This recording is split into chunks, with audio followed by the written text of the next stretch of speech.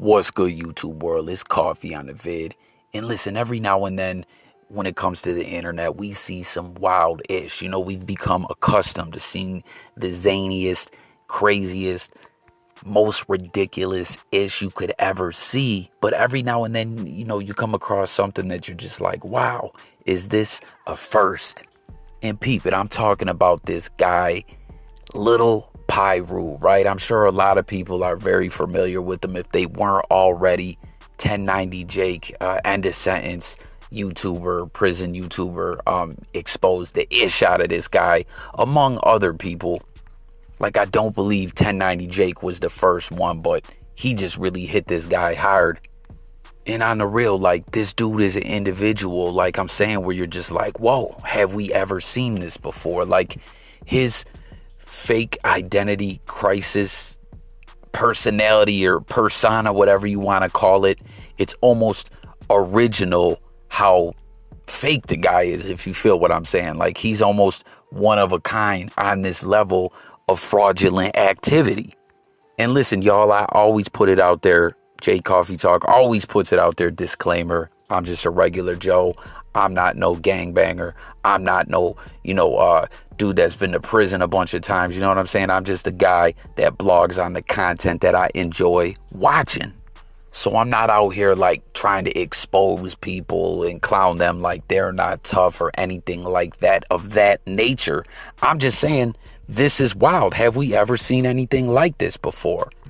I mean, in the past, when I blogged on people that have just kind of created fake personas and tried to run with it, to pursue a rap career or internet fame, which in this age, many have done before, many will do tomorrow. Next year, it'll never stop. You can be whoever you want to be on the internet. But normally when it comes to this kind of conversation, someone that I bring up is Stitches, right? Because we know Stitches was a guy that did this, but ended up getting famous off it.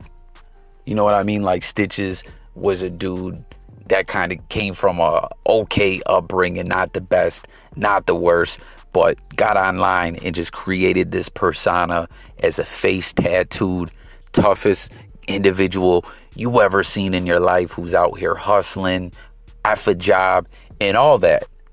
But people, Stitches had tried at internet fame and a rap career before as Lil Phil. And, when he set out to create Stitches, he went and tried to scrub the internet of everything, Lil Phil related. But, you can't always get rid of everything. There's always going to be some traces and remnants of the previous identity, and Stitches got exposed for that.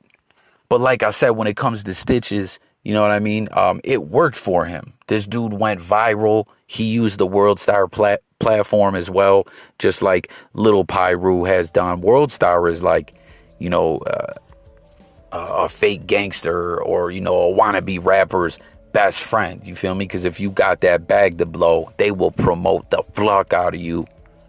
But Stitches did his thing. He got rich. He got famous. He was continuing to move along doing what he did. And, the vast majority of the public didn't bat an eye at it as far as really questioning his persona too hard until he, started trolling the game and ended up running into one of, J Coffee Talk's favorites, Mr. Whack 100, who socked him in the mouth. And from that point on, things kind of unraveled for Stitches. But getting back to talking about this dude, Lil Piru, he's going way above and beyond what Stitches did. As 1090 Jake pointed out and others have, this dude created like a fake persona of a persona. Like, there's a fake identity to go along with the fake persona. It's absolutely ludicrous. Like, there's an identity behind the fake identity. You know what I'm saying? He's trying to pass himself off as someone by a whole different government name. You know what I mean? That caught all these crazy charges and did time in the feds, facing RICO cases, faked the jail pictures, even put out fake police reports and news articles and everything. Like, he really went all the way with this campaign, going as far to fake that he is of Colombian descent when he's a Caucasian. And then we've seen a lot of people false claim gangs and things like that, which this dude is doing. Gangs, different hoods. But then, like I said, this dude is above and beyond anything we've seen before. On top of the fake gangs, fake neighborhoods where he's from, etc., he's also put it out there in his fake articles that he has ties to Mexican cartels. And people, we know, like I just said, Stitches ended up running into Whack 100 when he got too out of control with the trolling, tried to troll the game and all that. This dude, Lil Piru, Mr. Wallenbeck, you know, who is he going to run into eventually with all the faking that he's doing it? Like I said, all jokes aside, this is serious. This guy, you know, false claiming gangs, neighborhoods, gang politics involved. That's dangerous. You know what I mean? And then on top of it, faking that you're tied in with a cartel. Like, I mean, guys, we know what cartels do to people for fun. So in saying all this, right, we already know a lot of rappers aren't exactly who they claim to be. You know, this is the entertainment industry at the end of the day. And, you know, there's a line between entertainment and reality, whether people are stretching the truth or just flat out faking it and lying.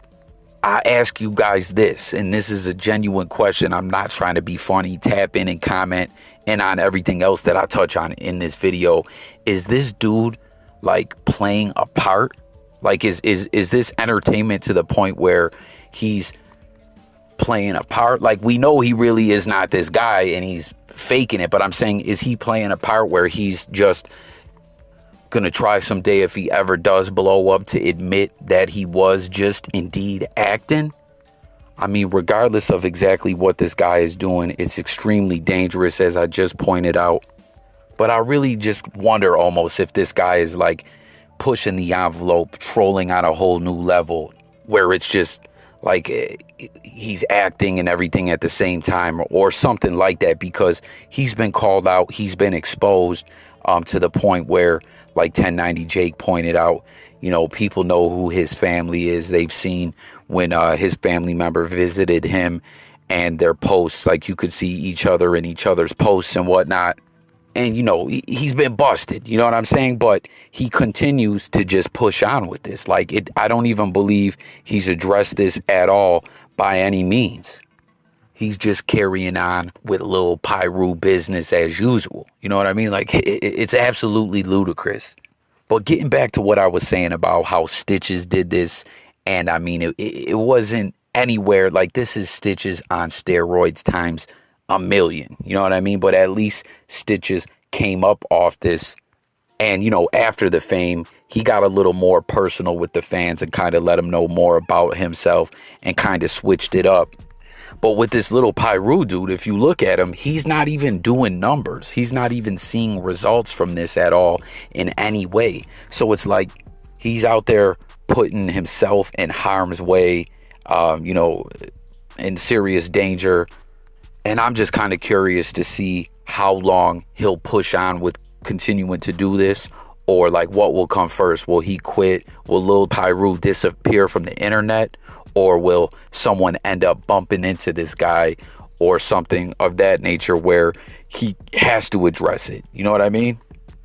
And then on top of it all, when you see people doing stuff like this, just totally trying to promote this fake lifestyle and get fame off it, you know, they're at it so long, putting so much time, effort, and also money into it.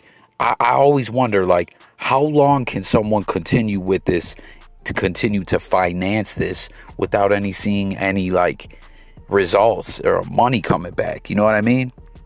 Like, I wonder if all these cats we see doing this are just trust funds babies with rich parents, you know? And then at what point you wonder, when did their parents tell them, listen, chill the fuck out with this bullshit or I'm cutting you off, you know? When I used to kick it with Spider Loke on the regular, you guys may remember there was a rapper that went by the name of DZ out of Seattle, who wasn't necessarily claiming to be a tough guy or be a gangster, but you know, he was paying a lot of people for a lot of features and, you know, putting so much time and money and effort into trying to, you know, push a rap career. Like, he's got videos out with Corrupt, Kia Shine, albums with Messy Marv, all kinds of ish like that, 40 Glock. And, I asked Spider Loke if he was familiar with dude, and Spider Loke was like, yeah, I remember DZ.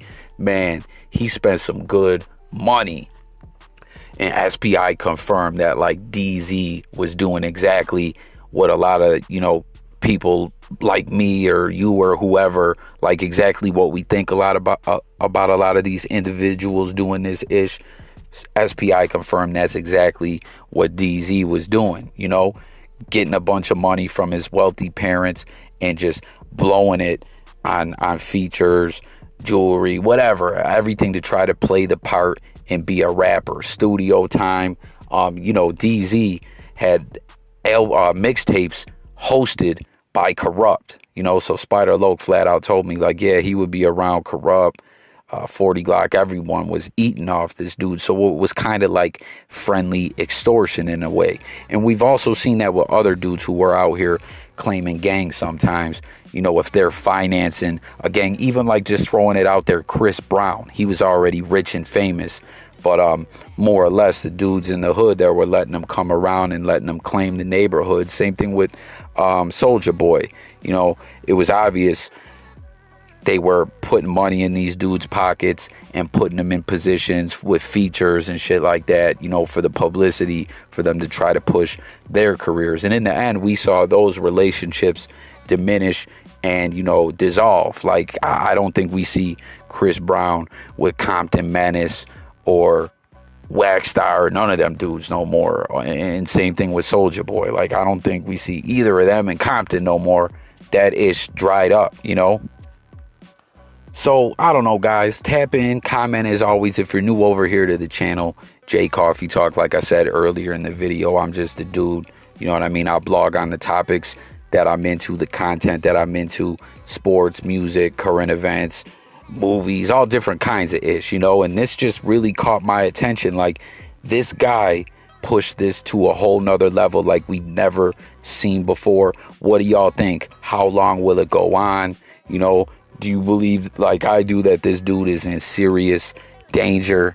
Do you think he'll ever come out and address this stuff? Do you think he'll quit and disappear? Do you think he's trolling on another level? Like, I don't know exactly if y'all get 100% what I was trying to say. Like, is he, does he have an identity crisis? Is he just trying to lie to all of us? Or is he just doing some new form of trolling where you're just like acting like a part you would in a movie, but in real life, and just pushing on with it no matter what anyone says or if you get exposed or anything? Like, tap in, let's talk about it all.